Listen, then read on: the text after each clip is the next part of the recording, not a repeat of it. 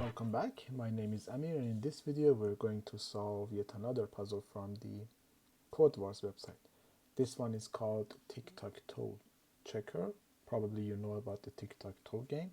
So, if we were to set up a Tic-Tac-Toe game, we would want to know whether the board's current state is solved or not. Our goal is to create a function that will check that for us. Okay, so we need to have it like a checker function. Assume that the board comes in the form of a 3 by 3 array where the value of 0 means that spot is empty, 1 means it's an X, and 2 is like an O.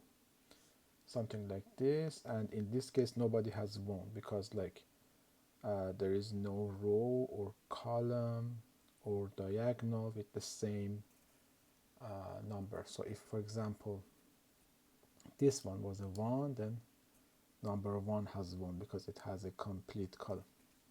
So we want our function to return -1 if the board is not finished and no one has won yet. This is important. If X wants 1, if O wants 2, and if it's a cat game or a draw, then we return 0. Okay, it would be a good time to pause the video and try to solve this one by yourself. Otherwise, we could jump right into it. Okay, let's grab this and come here and let's do that. Let me make it a little bit bigger. Then const is solved, and this is a arrow function like so. And yep. So first thing is that I would like to convert this array to a one-dimensional array.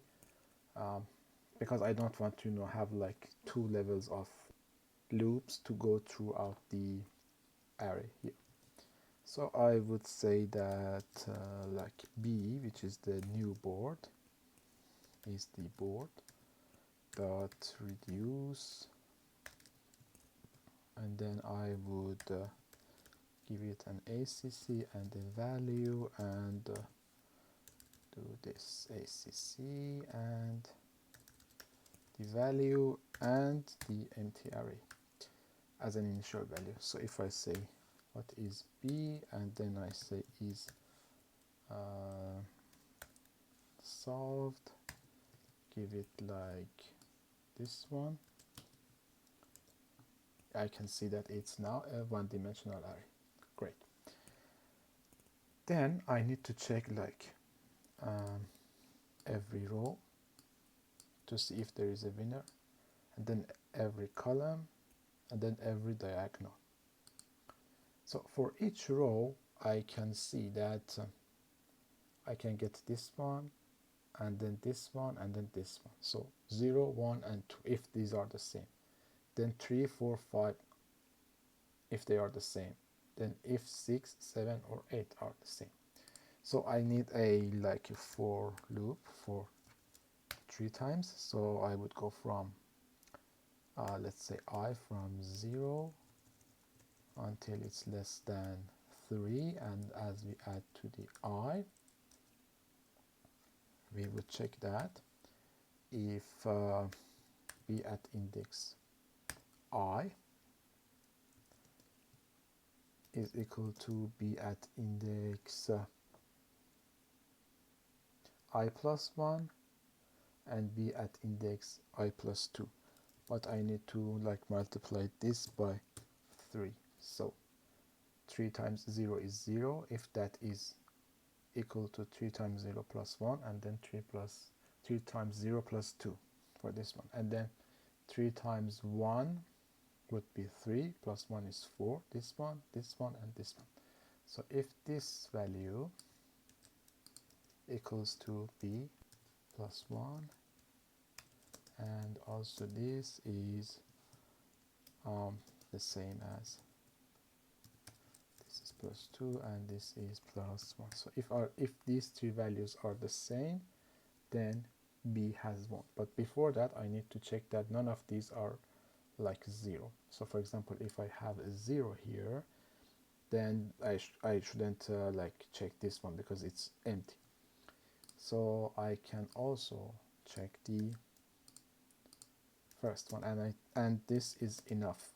I don't need to check all of this because this is checked like here and here. Then here we can just return the be at 3 times I. So let's have a log here to include this function, and if there is anything returned, then we would see it here. But if I say, like, for example, this is 1, 1, and 1, then I would get 1 back, which is correct. Great, so this is for the row. I would have something similar for the column as well. For the column, the index would be like 0, 1, 2, 3, and then 6. So each time we go 3 steps ahead. So we can say now, if b at index I equals b at index I plus 3, and then this one, and if this one is equals to I plus 3, and I plus 3 equals to I plus 6. So if we have this, then we should return the b at index I. So if I say, let's make this 0 so that I can get a 1 back, which is correct. And if I say this one is 2, then I get a 2 back. Right, so we have solved for the rows and columns. Now we need to check the diagonals. The diagonal would be like 0, and then 4, and then 8, and here 2, 4, and 6. So these are the things that we need to check. So 2 more of is ifs, but this is out of the for loop because we have checked the rows and columns. So now here, if b at index 0 is something, not 0, and then b at index 0 equals to b at index 4, and b at index 4 is the same as b at index I, then we return b at index 0. Also the same thing here, if b at index 2 and then b at index 2 is like index 4 and index 4 is like index 6, then we return b at index 2. Great. So let's go for the diagonals. Make this one 1 and make this one 1. I should get 1 back. Great. Here let's say these are 2's and this one is 1, so that I get this diagonal and I get 2 back. Correct.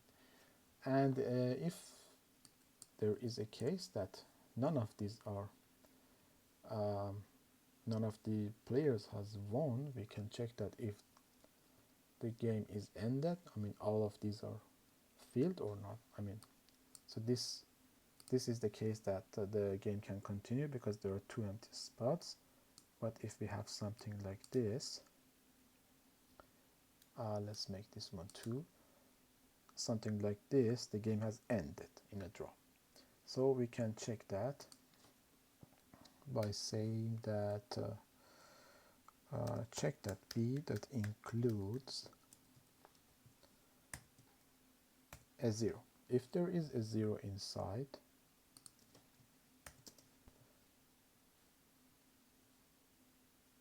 if the board has not finished, then we return -1. Correct. So here we return -1, otherwise we return 0. And this is the return case. So I guess this should be correct. I don't need the b here anymore, and I get 0 here. If I have a 0 here, it would be -1, which is correct. Alright, let's grab this part and go to the problem attempt, and it has passed. Great. I hope you have enjoyed this video, and see you in the next one.